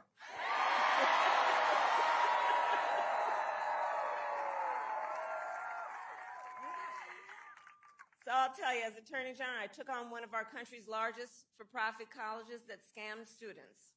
Well, Donald Trump ran a for-profit college that scammed students. As a prosecutor, I specialized in cases of sexual abuse. Well, Donald Trump was found liable for committing sexual abuse.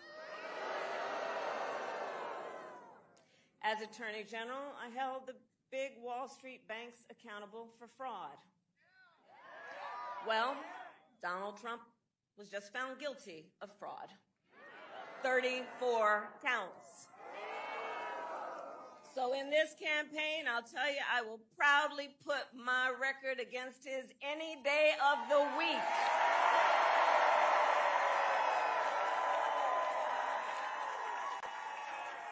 Any day of the week. But let's make no mistake, this campaign is not just about us versus Donald Trump. It's about two very different visions for our nation. Two very different visions. One, for us, focused on the future. The other, focused on the past. And Wisconsin, we here, we fight for the future. We fight for a future where every worker has the freedom to join a union.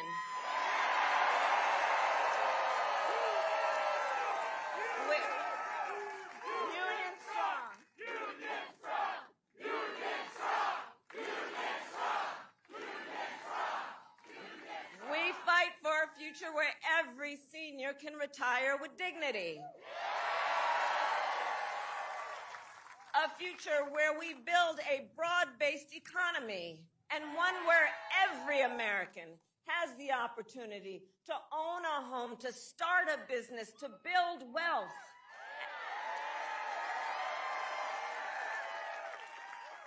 And understand, in this fight, as Tim Walz likes to point out, we are joyful warriors. Joyful warriors. Because we know that while fighting for a brighter future may be hard work is good work. Hard work is good work. And so we will continue to fight for affordable housing, for affordable health care, affordable child care, and paid leave.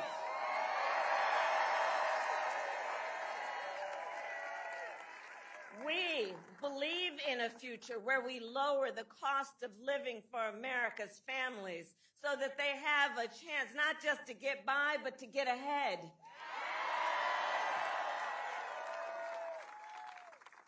Because while our economy is doing well by many measures, prices for everyday things like groceries are still too high. You know it and I know it. You know, when I was Attorney General, I went after price-fixing schemes. And when I am president, it will be a day one priority to fight to bring down prices. I will take on big corporations that engage in illegal price gouging. I will take on corporate landlords that unfairly raise rents on working families. I will take on big pharma and cap the cost of prescription drugs for all Americans. And continue to bring manufacturing jobs back to America and back to communities like Eau Claire. So all this is to say, strengthening our economy and building up the middle class will be a defining goal of my presidency. Because you see, Coach Walz and I know when America's middle class is strong, America is strong.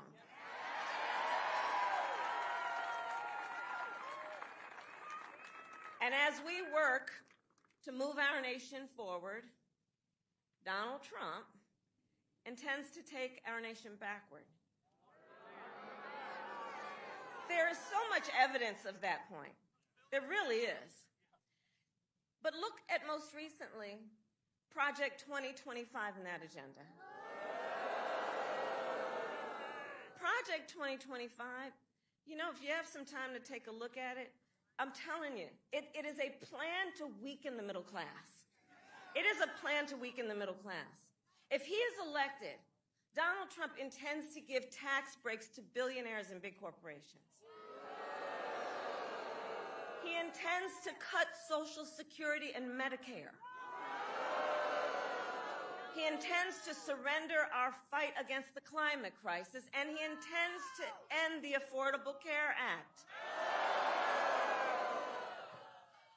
And because we all remember what it was like before the Affordable Care Act, we understand what that means. That's about taking us back to a time when insurance companies had the power to deny people with pre-existing conditions. You remember that? What that was like when we're not going back.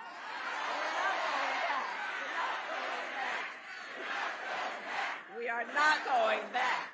We are not going back. But in order to know where we need to go, let's remember the past and what that was like, because we cannot forget. On that point about the ACA, remember people with pre-existing conditions being denied, children with asthma, breast cancer survivors, grandparents with diabetes? That was no joke. And we cannot go back. Ours has to be a fight for the future and a fight for freedom. A fight for freedom. Across our nation, we have been witnessing a full-on assault against hard-fought, hard-won freedoms and rights. The freedom to vote, the freedom to be safe from gun violence, the freedom to breathe clean air and drink clean water, the freedom to love who you love openly and with pride. And the freedom of a woman to make decisions about her own body and not have her government telling her what to do.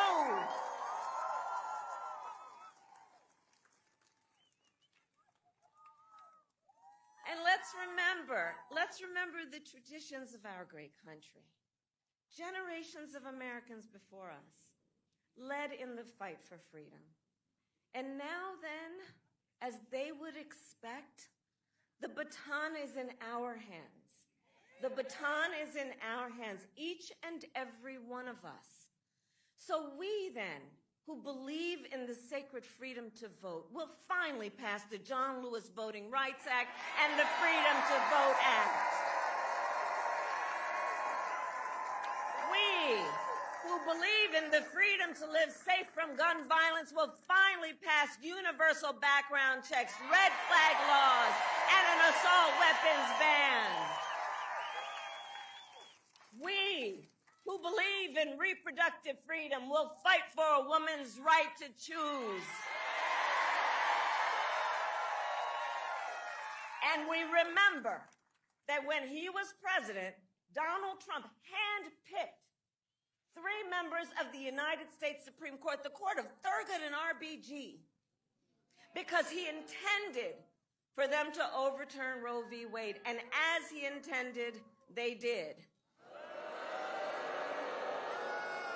And now more than 20 states in our country have a Trump abortion ban, many with no exceptions even for rape and incest. And if he wins, we all know he will sign a national abortion ban to outlaw abortion in every state, even in Wisconsin. But we are not going to let that happen because we trust women. And when I am President of the United States and when Congress passes a bill to restore the protections of Roe v. Wade, I will sign it into law.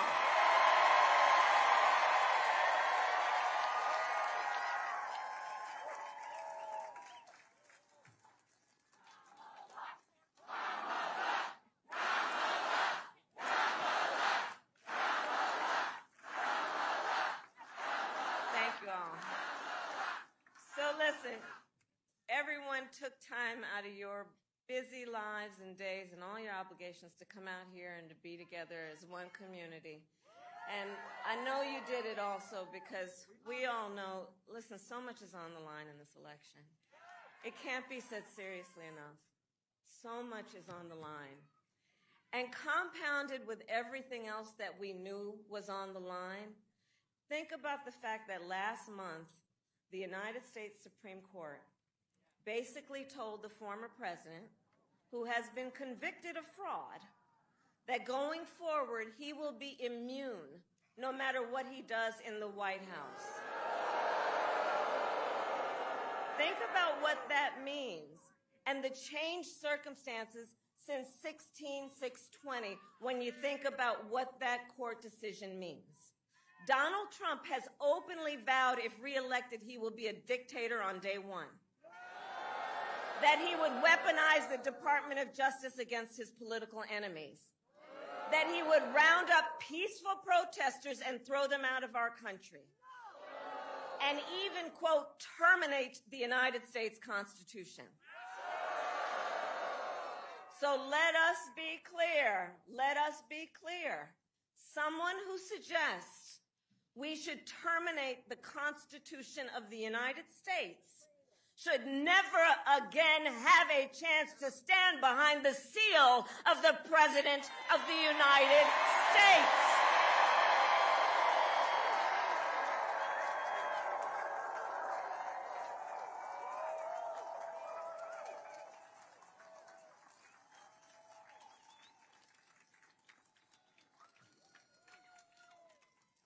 So basically, I think it all comes down to this. We're all here because we love our country. We love our country. We love our country. And I do believe it is the highest form of patriotism to fight for the ideals of our country. And that's how we preserve the promise of America. Because after all, the promise of America is what makes it possible, by the way, for Governor Walz and me to stand on this stage today. Just think about it. 2 middle-class kids, one a daughter of Oakland, California, who was raised by a working mother and had a summer job at McDonald's. The other, a son of the Nebraska Plains who grew up working on a farm. Think about that. Only in America is it possible for them together to make it all the way together to the White House. Only in America. Only in America.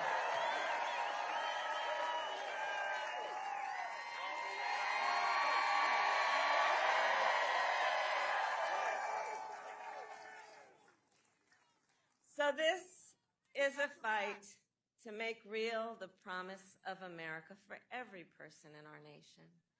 And also, I'll tell you, and I promise you, our campaign is going to reach out to everyone, from red states, from blue states, from the heartland to the coast, We are running a campaign on behalf of all Americans. And when elected, we will govern on behalf of all Americans.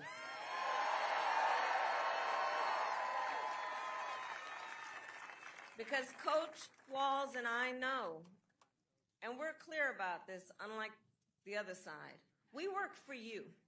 We work for you, the American people, and we will always fight for you, for your family, for your freedoms, and for your future.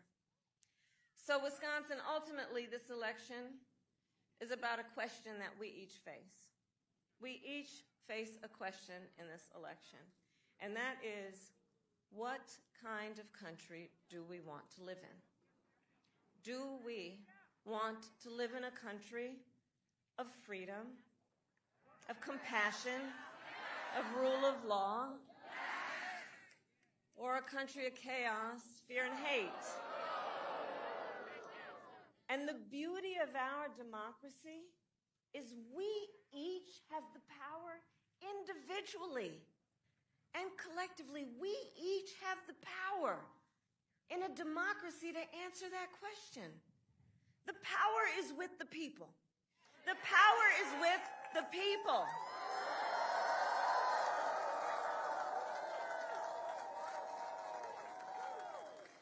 So in the next 90 days, we need you to use your power. We need you to knock on doors. We need you to register folks to vote. We need you to energize and organize and mobilize and make your voices heard.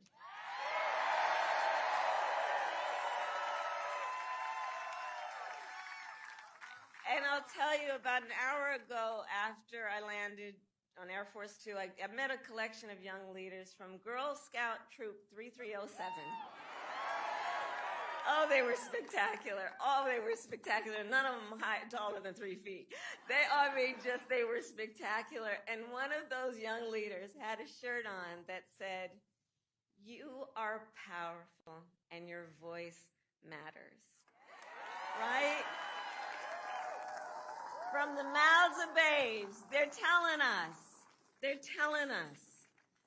And so let's remember that. Let's remember our power. Let's remember our voice matters. And with that, then I ask, are you ready to make your voices heard? Do we believe in freedom? Do we believe in opportunity? Do we believe in the promise of America? And are we ready to fight for it? And when we fight, we win! God bless you, and God bless the United States.